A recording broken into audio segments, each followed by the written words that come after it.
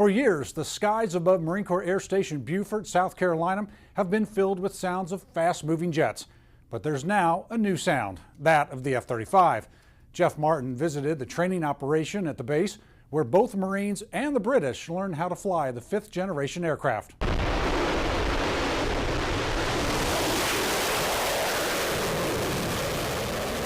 Almost every day, British and American pilots train in the F-35Bs of Marine Strike Fighter Training Squadron 501.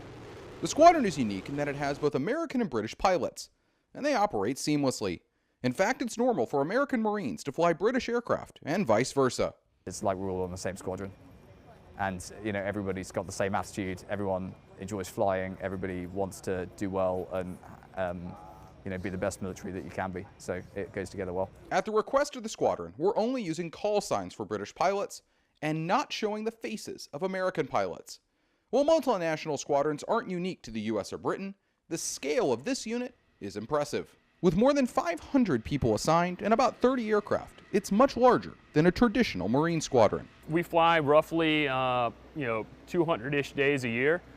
So we're constantly flying, we're constantly sending aircraft out. We're the busiest squadron on the base, so we have the most people, we have the most aircraft, and so we fly a good bit. But when it comes to flight training with an F-35, there's a unique challenge, as there are no two-seat versions. It's a single-seat aircraft.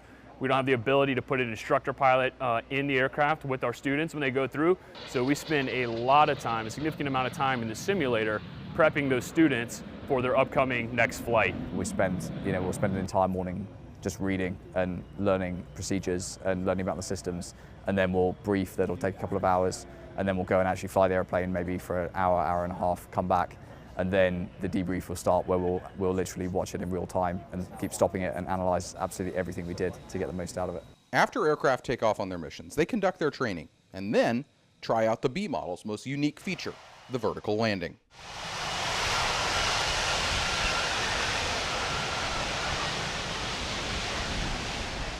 That capability was built in both for operations from aircraft carriers and short airfields.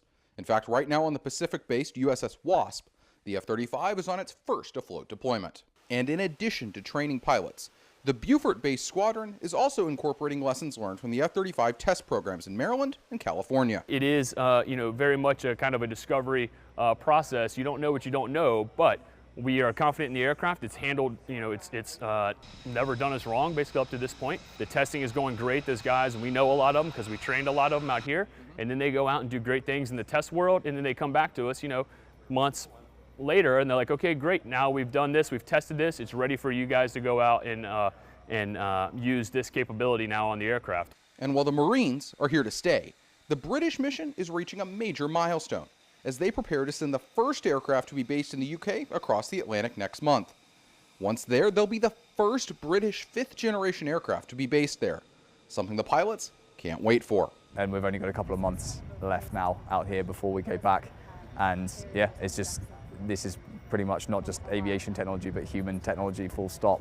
The stuff in this airplane is absolutely cutting edge, and it's going to be really cool to bring that to the UK.